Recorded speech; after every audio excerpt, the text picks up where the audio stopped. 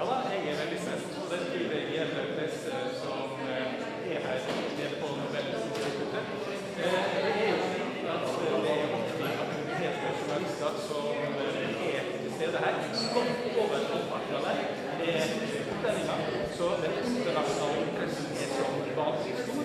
Alle de stortingene som på plass, slik at denne livet kan bli kringkastet ut til hele verden. Men så det jo slik at den gjerne har en følelse med hva det slik over. Det bildet på hvordan verdensutviklingen har vært, hva som peker seg ut i fjor. Det var for eksempel veldig opplagt at komiteen måtte adressere det at det var en stor krig i Europa. I år føles det langt og derfor til hva som blir annonsert fra Nobel-instituttet om ganske så fort.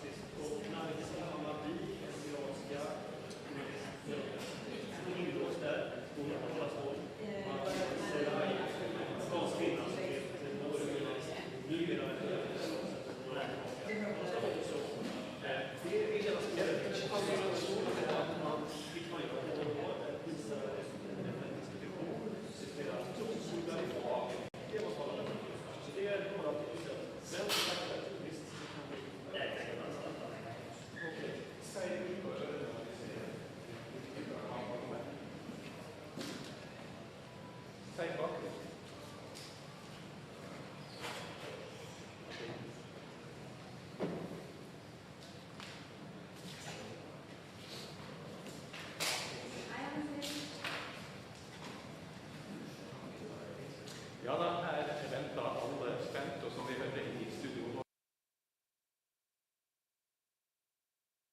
Og det gjør jo ekstra spennende.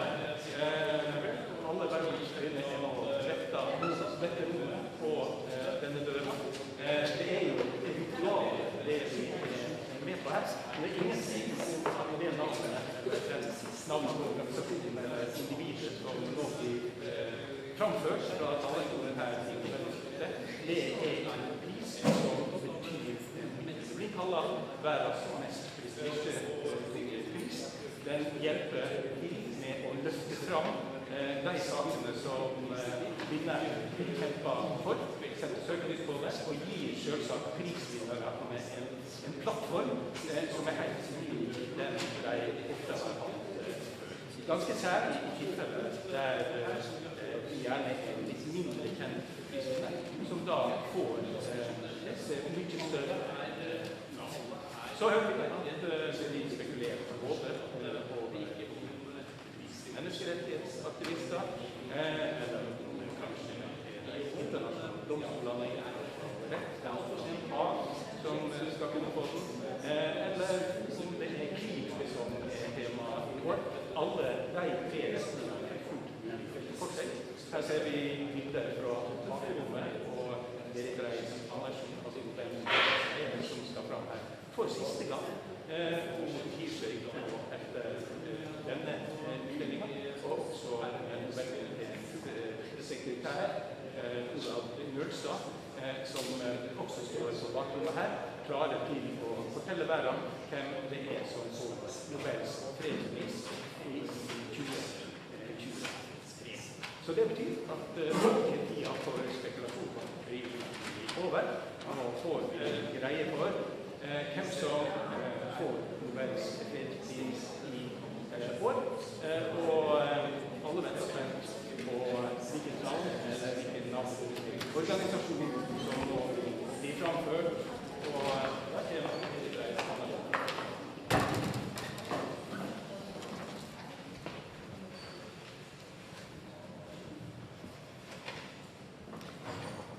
San Zendagi Azadi. Women, life, freedom. The Norwegian Nobel Committee has decided to award the Nobel Peace Prize for 2023 to Narges Mohammadi for her fight against the oppression of women in Iran and her fight for all. Her brave struggle has come with tremendous personal cost. Altogether, the regime has arrested her 13 times, convicted her 5 times, and sentenced her to a total of 31 years in prison and 154 lashes. Ms. Mohammadi is still in prison as I speak. In September 2022, a young Kurdish woman, Masha Gina Amini, was killed in the custody of the Iranian morality police. Her killing triggered the largest political demonstrations against Iran's theocratic regime since it came to power in 1979. Under the slogan, "Woman, Life, Freedom," hundreds of thousands of Iranians took part in peaceful protests against the authorities' brutal.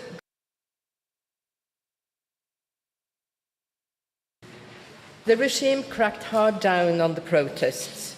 More than 500 demonstrators were killed. Thousands were injured, including many who were blinded by rubber bullets fired by the police. At least 20,000 people were arrested and held in custody. The motto adopted by the demonstrators, "Woman, Life, Freedom," suitably expresses the dedication and work of Narges Mohammadi. Woman, she fights for women against systematic discrimination and oppression. Life, she supports women's struggle for the right to live full and dignified lives. This struggle across Iran has been met with persecution, imprisonment, torture, and even death. Freedom. She fights for freedom of expression and the right to independence, and against rules requiring women to remain out of sight and cover up their bodies. the freedom demands expressed by demonstrators apply not only to women, but to the entire population. In the 1990s, as a young physics student, Narges Mohammadi was already distinguishing herself as an advocate for equality and women's rights. After concluding her studies, she worked as an engineer as well as a columnist in various reform-minded newspapers. In 2003, she became involved with the Defense of Human Rights Center in Tehran, an organization founded by the Nobel Peace Prize laureate Shireen Ebadi. In 2011, Ms. Mohammadi was arrested for the first time and sentenced to many years of imprisonment for her efforts to assist incarcerated activists and their families. 2 years later, 2022, more than 860 prisoners have been punished by death in Iran. Her activism against the death penalty led to the rearrest of Ms. Mohammadi in 2015 and to a sentence of additional years behind walls. Upon her return to prison, she began opposing the regime's systematic use of torture and sexualized violence against political prisoners, and especially women, that is practiced in Iranian prisons. Last year's wave of protests became known to the political prisoners held inside the notorious Evin prison in Tehran. Once again, Ms. Mohammadi assumed leadership. From prison, she expressed support for actions among her fellow inmates. The prison authorities responded by imposing even stricter conditions. Ms. Mohammadi was prohibited from receiving calls and visitors. She nevertheless managed to smuggle out an article which the New York Times published on the one-year anniversary of Mahsa Jina Amini's killing. The message was, "The more of us they lock up, the stronger we become." From captivity, Ms. Mohammadi has helped to ensure that the protests have not ebbed out. Narges Mohammadi is a woman, a human rights advocate, and a freedom fighter. In awarding her this year's Nobel Peace Prize, the Norwegian Nobel Committee wishes to honor her courageous fight for human rights, freedom, and democracy in Iran. This year's Peace Prize also recognizes the hundreds of thousands of people who in the preceding year have demonstrated against the theocratic regime's policies of discrimination and oppression targeting women.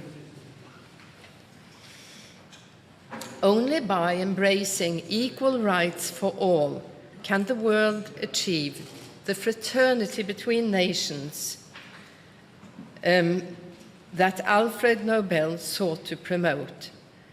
The award to Narges Mohammadi follows a long tradition in which the Norwegian Nobel Committee has awarded the Peace Prize to those working to advance social justice, human rights, and democracy. These are important preconditions for lasting peace. Thank you. Madam Chair, what impact do you hope that this prize will have on the situation in Iran? this prize is first and foremost a recognition of the very important work of a whole movement in Iran, with its undisputed leader, Narges Mohammadi. The impact of the prize is not for the Nobel Committee to decide upon. We hope that it is an encouragement to continue the work in whichever form this movement finds to be fitting. This is a person who is imprisoned. What will be the situation in December when she is actually given the prize? Well, if the Iranian authorities make the right decision, they will release her so she can be present to receive this honor, which is what we primarily hope for. How we will carry out the arrangements, we have a couple of months to plan that. Stolt Alsnes from TV2 Norway. The three last year's laureates are receiving treatment from their respective governments following receiving.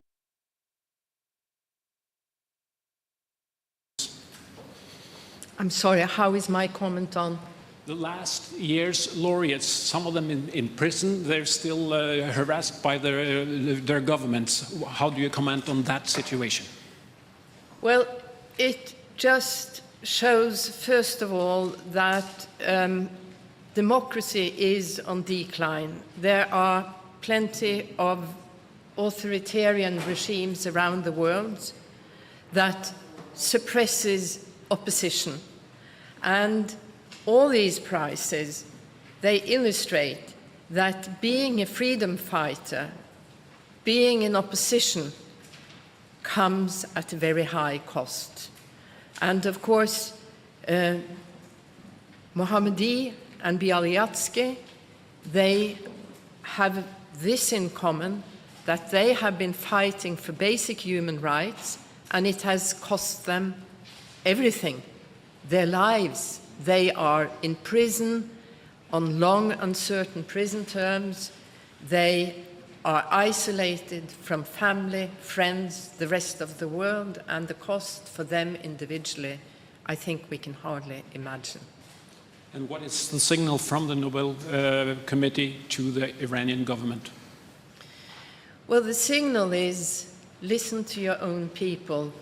And the signal is sustainable societies have a civil society, have basic democratic rights, and respect individuals' human rights. That is the signal.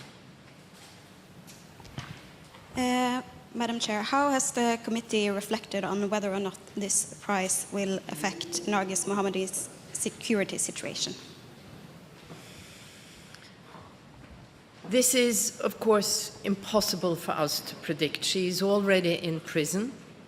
She has, over actually 3 decades since she was a student, led a life with a calculated risk. And she has taken the position that she will do what is right at all costs. But if there's any further repercussions against her, the responsibility for that is at the government or other people who carry out these repercussions.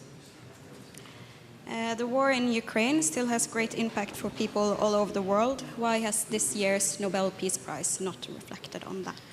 Well, we never comment on the prizes that we do not give, as you implicated in your question to have a comment on why we had not looked in a different direction.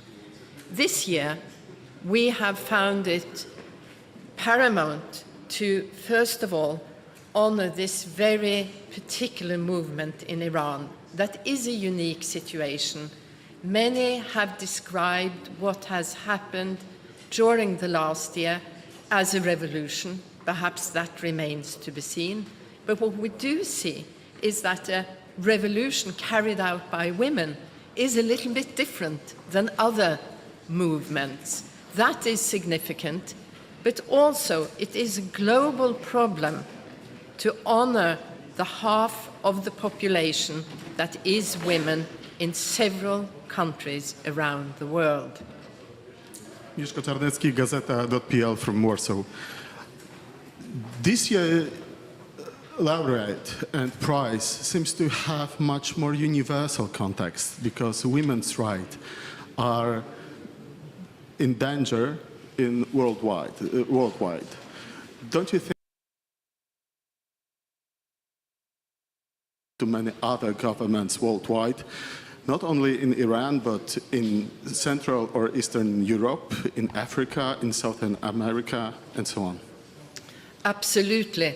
But I will also say, and I would like to add, that I believe all the Nobel Prizes also have a universal impact. We connect it to one person, one movement, one situation, but there is a universal message of what it takes to create peaceful societies. Any further questions? Doesn't seem to be the case. So then the press conference is over. Thank you very much.